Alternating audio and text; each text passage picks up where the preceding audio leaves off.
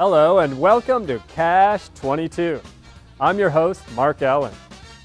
Every year, over 1 million people in this country graduate from college. And what's the #1 reason they go to college?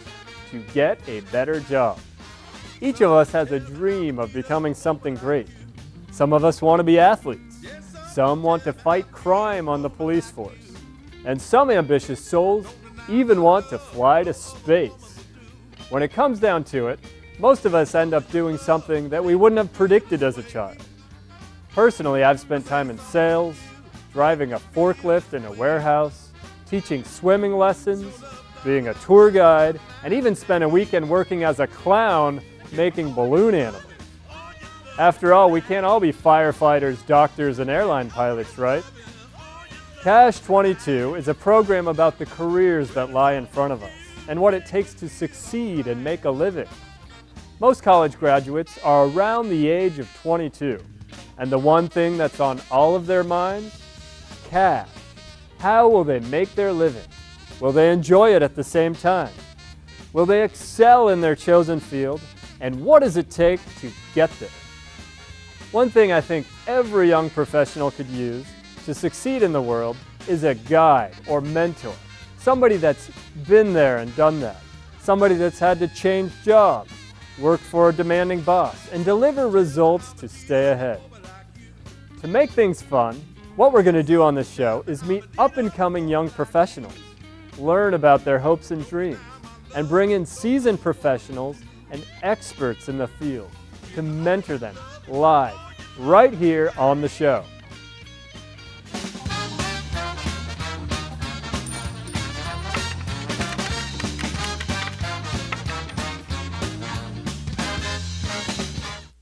In this episode of Cash 22, we're exploring the world of athletic coaching. Did you know that during medieval times, sports were only played on feast days and that each village would have its own version of a game? It wasn't until 1830 that sports began to take off and become an acceptable form of recreation year-round. And back then, sports were meant to be played for the joy of the game, and athletes were not rewarded or compensated. I wonder what draft days were like back then, without 7-figure salary negotiations. Once middle-class workers finally got Saturdays off work, around the turn of the 20th century, sports began to take off. Schools adopted sporting programs, and eventually hardworking and gifted athletes could make a living, and for a lucky few, an extravagant living, playing the sports they love. Where this show is being recorded, here in Ann Arbor, Michigan, sports are a very big deal, and for many, a way of life. If you've ever been to the Big House on game day, you know what I'm talking about. Our two guests today have either made their careers or plan on making their careers on an athletic field as a professional coach. Let's figure out what it's really like to be a coach and meet our guests, Stephen Burns and Alec Brice.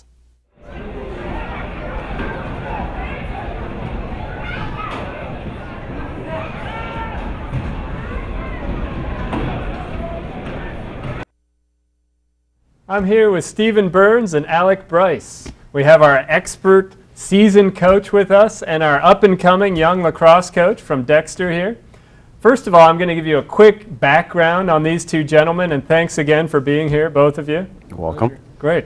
Well, Stephen here, he's a local resident of Ann Arbor, and he's actually the one that kind of brought the University of Michigan soccer team to where it is today. He was actually named Coach of the Year, NCAA Division I, back in 2010. Congratulations on that, Stephen. Thank you, Mark. It's an amazing accomplishment. Thank you. We had a really special team that came together that year, and we just came together at the right time. And when a team comes together and you're coaching them, you're just like the jockey riding the horse, and you don't have to use the whip. You're just kind of guiding it very gently to where it needs to go, and that was a fun season that year. Yeah, I bet. Would you consider that kind of the pinnacle of your soccer coaching career? Yeah, I think anytime you can get to the Final Four in your sport, that's certainly the top of the sport. So that was a pretty special time for us, and unfortunately, we came a goalpost away from winning a national championship. very close, but sounds really exciting. And Alec, you're a lacrosse coach in Dexter, Michigan, that's right? That's right. Yeah. All right, great. Tell us a little bit about the team you coach. I primarily coach the middle school team. In the off season, I coach for the Devil Dogs, which is just the travel team for Dexter Lacrosse. So that's U13 is what I coach as well. I do a little high school mixed in there too, Okay. so. And question for both of you. I'll start with you, Alec. Is coaching something that you wanted to do for a long time, or did you kind of just fall into it? I haven't really even been playing lacrosse too long before I started coaching, but towards the end of my career, when I kind of was starting to feel out what I was going to do with college, that definitely was something I wanted to look into, and I was very fortunate to get that opportunity. Yeah, that's great. And you're in college now, that's correct? I am, yep. All right, good. Yep. Do you see yourself continuing with the coaching, or are you still kind of toying with different career options? I mean, for as long as I can, and when I go, hopefully after I get back from, I want to be a nurse, so after I get back from nursing school, I'd like to definitely go back into it. Right, Yeah. okay. And we're with somebody that had a different background in college, was an aerospace engineer, correct, Stephen? Yeah, aerospace engineering, a rocket scientist. Yeah, rocket scientist. So I guess now you're studying the trajectory of a soccer ball. That's kind of at the tie-in there, or? Yeah, and I got into a coaching in a roundabout way. So after earning the degree, I moved out to Seattle. Parents were thinking that I was going to work at Boeing. But ended up moving out there really to play with a soccer team. That was where my passion was, a team called the Seattle Storm, and I worked in a bike shop, wrenching on mountain bikes. Wow. And at the time, Starbucks was out there, and they just opened up a couple of markets, and there was a coffee cart on every corner in Seattle. And my girlfriend, now wife at the time, was visiting and said, hey, why don't we start a coffee cart in Ann Arbor? And it was one of those overwhelming ideas that, that worked. And we ended up securing our #1 location here in Ann Arbor, investing money, getting the education, and moving a coffee cart back to Ann Arbor, where we did it for 2 years. Well, at the end of that time, Mark, we were faced with a decision of, do we want to stay in the coffee business or do something else? And we ended up getting married and moved down to Costa Rica, and lived there, had a working honeymoon for about 7 months. And that's where I saw soccer as this sport, this industry where you could actually make money and make a career. And when we came back to the United States from Costa Rica, it was right in the early 90s when youth sports was beginning to be professionalized in this country, and you could make a full-time income out of it. And I had figured, you know, I wasn't really an engineer. I liked problem solving.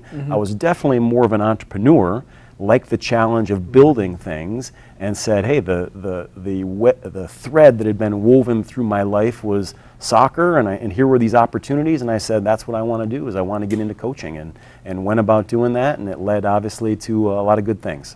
Right, that's fantastic. So from going to Boeing to work, or going to Seattle to work for Boeing, coffee shop, Ann Arbor, Costa Rica, now you're here and retired soccer coach from collegiate level. Yeah. And you also run coaching clinics, is that correct? Yeah. You know, it's coaching is Alec knows. Once it gets in your blood, it's almost an addiction. It's definitely a passion. That's absolutely And you'll probably go through nursing school, and you'll get back, and you'll get into your career, and you'll look for that opportunity to get back in and help kids learn about some of the team values through the sport of lacrosse. And you know, that's certainly now that I'm helping out Ann Arbor Rec and Ed with some coaching clinics, and working with a local club as their technical director, and in addition to a full-time job as well. So you've played professional soccer, and you've also coached at a very high level. Which one do you like better, playing or coaching?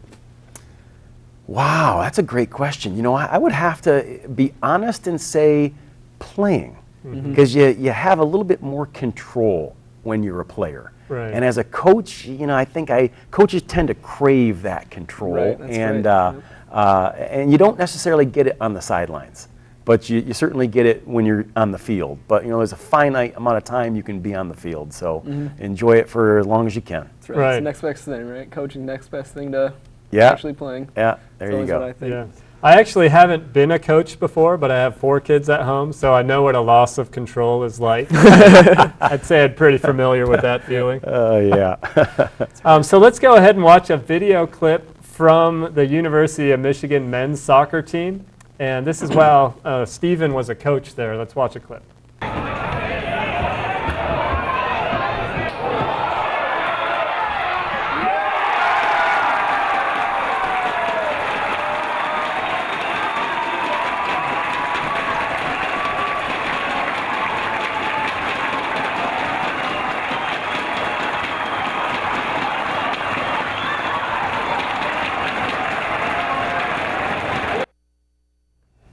So, Stephen, watching this clip, that was an exciting moment. You see the team celebrating, jumping up and down. Can you remember this moment, or? Oh, yeah. You remember every goal. Okay. Every goal. And that was a pretty one, scored by Fabio Pereira in our new stadium that we built for the University of Michigan. And Mark, there's nothing like scoring goals in soccer. I'm sure Alec can probably say the same thing.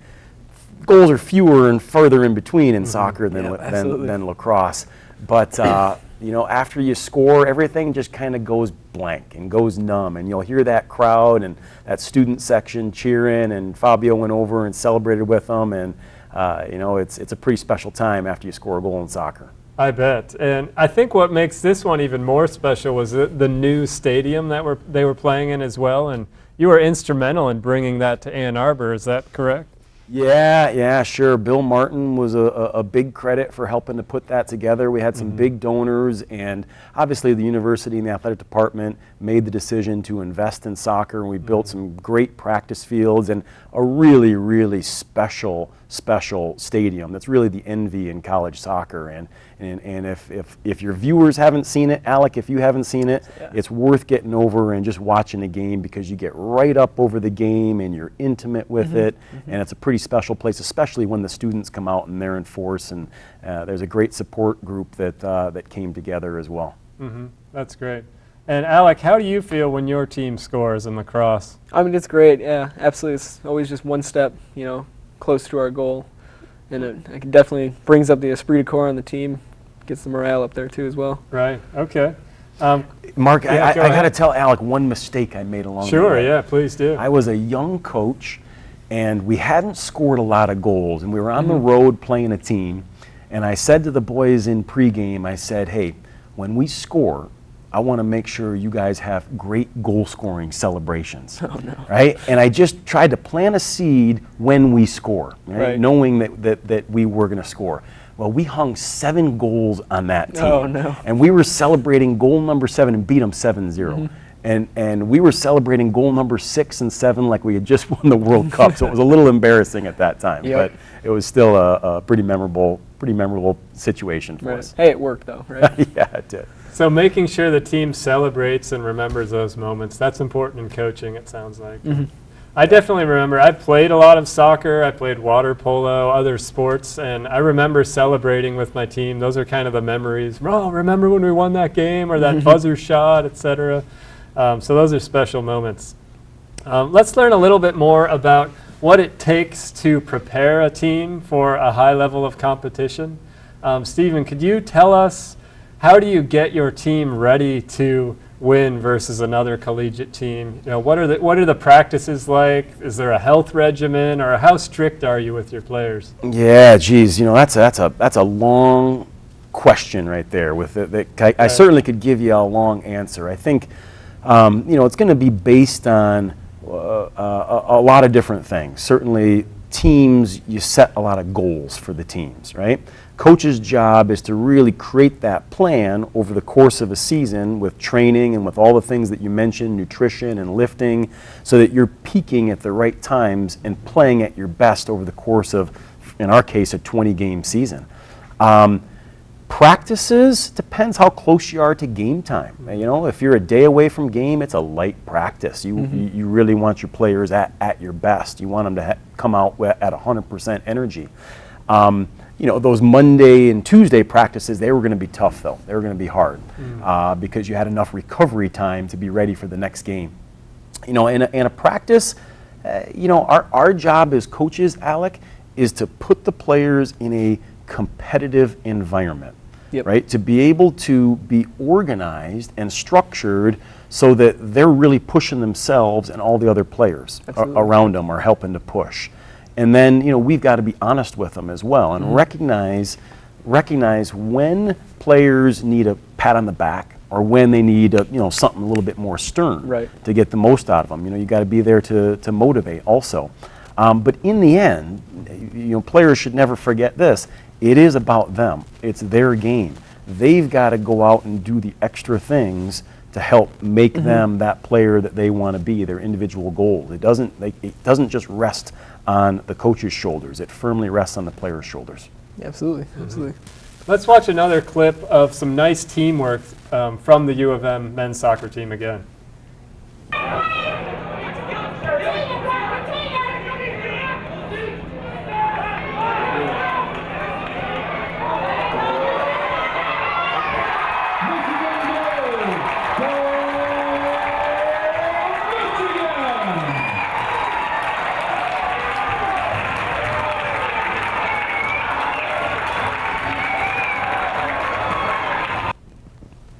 That was another beautiful goal. How did you feel when you saw one of your players pass to the other strategically like that and just put it in the net? Was that teamwork coming together? Had you planned that out? Yeah, so much of soccer is loosely scripted patterns, right? And you need to, probably the same thing in lacrosse, maybe a little bit more scripted in lacrosse. You need to just continue to put the players in that environment where they can rehearse it and find success, but also find failures, find what works, find what doesn't work. And as you saw in that clip, it was really just we had the initiative going forward, and the player on ball would continue to commit the next defender to make that defender come to him, and then slip it to the next open player. And and it certainly ended up out on the left side for David Yang, an Ann Arbor Pioneer kid that we recruited. We really liked. He had a strong career for us at Michigan, and I think that was his first goal that he scored in the maize and blue uniform. Right, and I'm sure he remembered that one too. You know he did. Yeah, that's great. And is it true that you've actually coached quite a few players that have gone on to play professionally? Or? Yeah, I think that's one of the things when you coach at a school like the University of Michigan, you're always able to attract such a high level of player. And we had 10 or 12 different kids that ended up being drafted in MLS and sticking in MLS. And we've got a couple there right now in Justin Merrim, who's doing great with the Columbus Crew. I saw that Suni Saad just left the Kansas City team, and he's headed over to Thailand to play right now.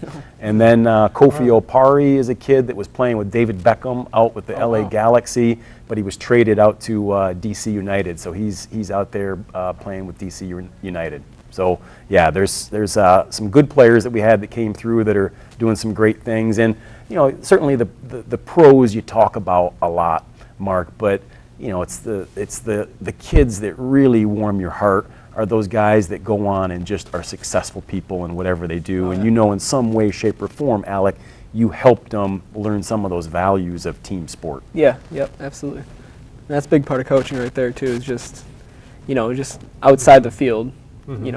Mentoring them about their lives and how to carry themselves professionally. Right, yeah, that's a huge deal. Right. And my son, in fact, has been coached by Steve over here. I brought a trophy that was awarded to my son. It says most coachable player. So why is that important to be a coachable player? Well, I think not only a coachable player, but a coachable person, right? Because you start in life and you're going to start at the bottom. You're not going to be successful at everything you do. Right. And as long as you're open to that coaching process, be it a boss at work, be it a coach on the field, and as long as you can listen and process that information and hopefully put it in place, I think you're going to be real successful. And one of the things that you're certainly impressing upon your guys is there's only one player that's going to be the best on the team, but we always, as coaches, impress upon everybody that they can be the hardest working player on the team. Right. Absolutely. And that value of hard work is what's going to carry people through their lives. Just never quitting, never giving up. Yeah. So do you feel that your role as an athletic coach extends beyond just making somebody a better athlete? Do you feel some sort of intrinsic responsibility to help this person build their self-esteem, or are there other goals that you have for yourself in that area? If that's not your motivation, then don't go into the profession of coaching. Right? I mean, because coaching is teaching in shorts, right? And that's what teachers do, is they help people recognize what their potential is, and oftentimes teachers and coaches are going to set the bar higher than we do as parents. I've got a 15-year-old and a 10-year-old, and I know you've got kids, Mark, and you know, as parents, we always kind of lower that bar a little bit, but the coach, holds that high bar, and then they're going to coax that boy or that girl or man or woman to hopefully get over that bar. But in the end, it's their responsibility. You hope they pick up a lot of those lessons to be able to reach the goals that they set and that bar that's there. Right. I like that, a teacher in shorts. I'll remember that for sure. Good. Let's watch another clip from somebody with a great deal of talent that was on the U of M soccer team.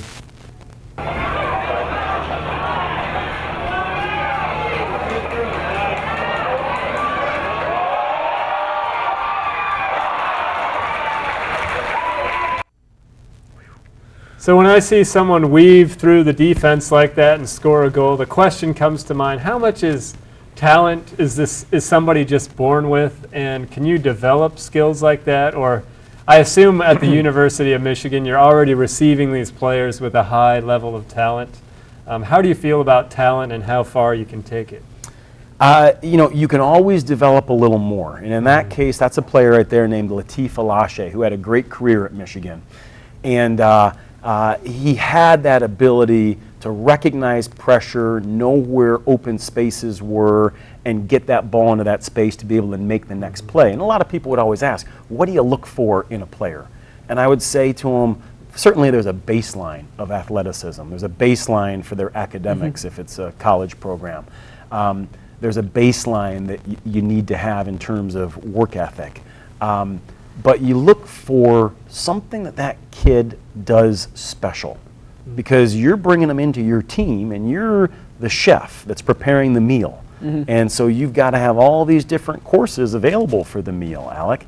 And our job is to put together that meal so that it's complete. And so you want to know if a kid is able to do something that's special, and you got to be able to count on them for every practice, every game, be it 20 degrees, be it 95 degrees, you expect that kid's going to be able to bring that to the team, because that's what you're counting on, is the chef preparing that meal. Right. Okay. Yeah. Yeah, that's great. And Alec, do you have any questions for Steve? I guess, do you have any tricks or tips on how to, raise teamwork on the team or build work ethic amongst the players as a unit? Yeah, when you spend as much time as I have in coaching, a good 20 years, you beg, borrow, and steal a lot from everybody. Right. And there's a couple of things that psychology-wise that I did that were successful, and I'll share one with you. So we had a can in our locker room. And it was a can of whoop-ass. I don't know if I can say that on the show, but I just did. And inside there were a bunch of different colored gumdrop type of candies. And I made this big production, because as a coach, sometimes you're an actor, right? Oftentimes you're acting in front of your team. And I let them know that whatever color they had, that was going to be, how we were going to rate their game at the end of the game. And I told them that this was a can of whoop-ass, and here, come on, guys, and everybody take your candy here. And everything worked great. We won that game, and one of the players came up to me afterwards and said, "Hey, how'd you think I played?" And I said, "What color did you have?" And he said, "I had a purple candy." And I said, "You shouldn't have purple. Maybe you should have a red one next time." Yeah.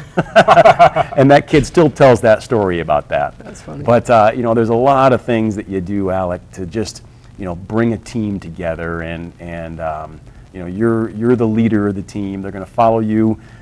You have a lot of implied power as a coach. What does that mean? Go ahead and make a fist. Why did you make a fist? You told me to. yeah, it was implied that I had this power, right? Yep. So you as that coach in front of your team, they're going to listen to what you say. They're going to try and execute it. So your word choice, everything that you use is very important because you've got such implied power. So, you know, you've got to be really well scripted and well thought out what you're trying to accomplish for all those practices.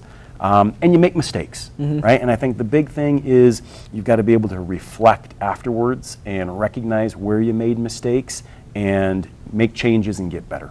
Absolutely, absolutely. A lot of it's to do with like how you carry yourself too. What I've noticed, especially on the field, a lot of the players cue how they act from how you're acting and how you're carrying yourself, whether it be professionally or, you know, your posture even. Yeah, posture is a big one. I had someone that helped our team. We brought a psychologist in that helped our team, and he met with all the coaches. And one of the things he said to me is, he said, Steve, I want you to try I think he called it the mountain pose on the sideline. I said, what are you talking about, Doc? And he said, I want you to have your shoulders back and your head up and your arms crossed behind you as you're watching the game.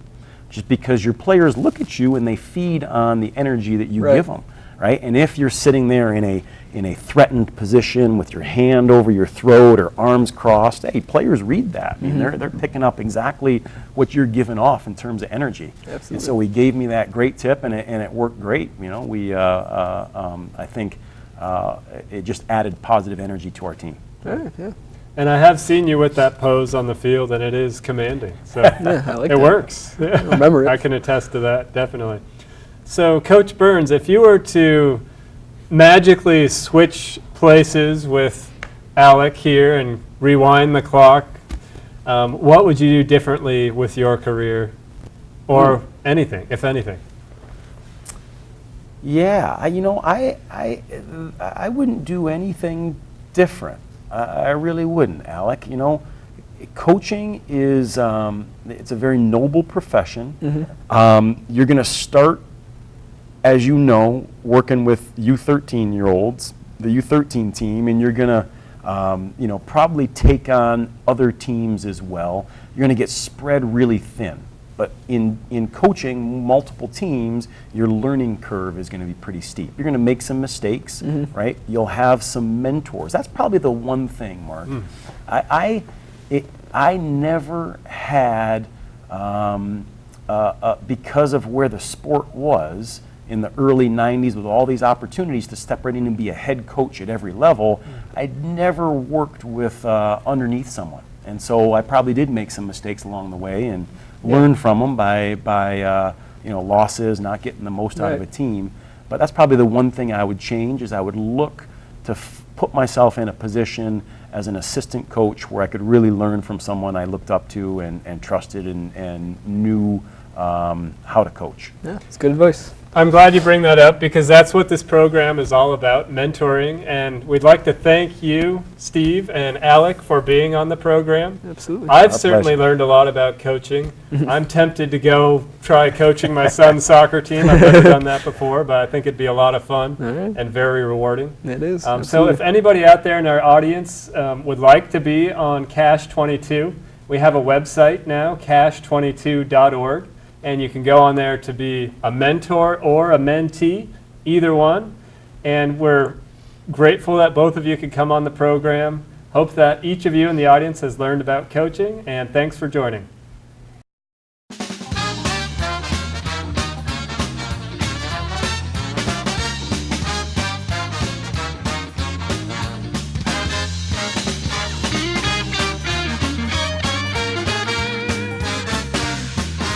Something tell me I'm in need of a woman like you. Yes, something tell me